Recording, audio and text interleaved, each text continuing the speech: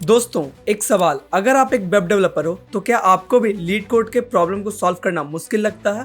ज़्यादातर लोगों का आंसर होगा कि हाँ, मैं फ्रंट एंड या फिर बैक एंड अच्छे से कर लेता हूँ, लेकिन जब बात आती है डीएसए की या लीड कोड के प्रॉब्लम को सॉल्व करने की तो उसमें मेरा स्ट्रगल होता है। लेकिन ऐसा बिल्कुल नहीं है।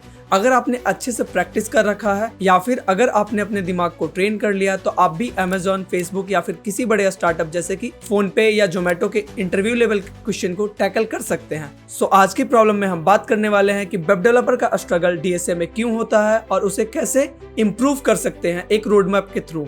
सो वीडियो को लास्ट तक जरूर देखना, वरना आप एक ट्रिक मिस कर दोगे जिसके बेस पे वेब डेवलपर अपने डीएसए के नॉलेज को इनहांस कर सकते हैं। तो सबसे पहले हम बात करेंगे एक वेब डेवलपर के जर्नी की। सो वेब डेवलपर को फ्रेमवर्क्स, एपीआईज, यूआई यूएक्स या फिर डेवऑप्स में काम करना आसान लगता है, जहां पे हमें डीएसए के प्रॉब्लम को सॉल्व करने के लिए मैथमेटिकल कैलकुलेशन और लॉजिकल थिंकिंग की जरूरत पड़ती है। एग्जांपल के लिए जावास्क्रिप्ट के अंदर ऑन क्लिक मेथड को लगाना आसान लगता है, लेकिन अगर टू सम प्रॉब्लम हमें मिल जाए सॉल्व करने के लिए तो वो काफी मुश्किल लगता है। तो याद रखना, फ्रेमवर्क्स आपको जॉब दिला सकते हैं, लेकिन अगर आपको कैरियर में ग्रोथ चाहिए, कंपनी को स्विच करना है, तो उसके लिए आपको डीएसए आना ही चाहिए।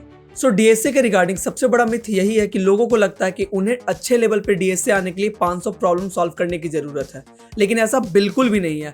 अगर आपने सारे कॉन्सेप्ट कवर कर रखे हैं, सारा पैटर्न फॉलो कर रखा है और इसके साथ साथ अगर आप पजल सॉल्व कर सकते हैं, ड्राई रन कर सकते हैं, तो आप डीएसए में काफी अच्छा कर सकते हैं। और ये वही मेहनत होगा जहां पे एक लीड कोड मॉन्स्टर से एक मेंटर बन जाता है। देखो, वेब डेवलपर के पास एक ऑलरेडी एडवांटेज है कि उनको रियल वर्ल्ड प्रॉब्लम को सॉल्व करना आता है। फर्क सिर्फ इतना है कि पहले वो सिर्फ कोड लिख रहे होते थे और यहाँ पे वो लॉजिक भी इंप्लीमेंट करेंगे। सबसे पहली बात कि हम रियल वर्ल्ड प्रॉब्लम को एल्गोरिदम और डाटा स्ट्रक्चर के साथ मैप करेंगे। जैसे कि अगर हमें प्रोडक्ट को फिल्टर करना है तो हम क्या यूज करेंगे? सॉर्टिंग। और दूसरा पॉइंट कि हमें डेली के एटलीस्ट 2 प्रॉब्लम करने हैं और साथ साथ पीछे वाले प्रॉब्लम का रिवीजन भी करना है। और इसके साथ साथ जब भी हम किसी नए प्रॉब्लम को सॉल्व करेंगे तो एटलीस्ट उसके ऊपर एक नए एग्जाम्पल का हम ड्राई रन बनाएंगे। ठीक है, इससे क्या होगा कि हमारा जो थिंकिंग है उस प्रॉब्लम के अराउंड उसमें इंप्रूवमेंट आएगी। और last but not the least, हमें वीकली रिवीजन करना है। एक वीक में जो भी हम प्रॉब्लम को सॉल्व कर रहे होंगे उसको हम वीकली रिवीजन करेंगे, ताकि हमारा रिवीजन भी साथ साथ होता रहे। जब हम दोबारा उस प्रॉब्लम पे जाए तो हम उसे आसानी से सॉल्व कर सके। सो अगर आपको डीएसए में नूब से प्रो बनना है तो आपको ये सारी चीजें फॉलो करनी पड़ेगी। तो दोस्तों एक बात क्लियर है, आप या तो फिर बिगनर हो या फिर एक वेब डेवलपर हो। अगर आपने अपने लॉजिक के ऊपर काम करना स्टार्ट कर दिया है तो आपको भी एक समय के बाद लीड कोड का कोई भी प्रॉब्लम मुश्किल नहीं लगेगा। एक बात याद रखना, कोडिंग लिखना एक स्किल है, लेकिन लॉजिक बनाना एक आर्ट है। और आपने सुना ही होगा कि जिसने आर्ट में मास्टरी कर ली वो चैंपियन है।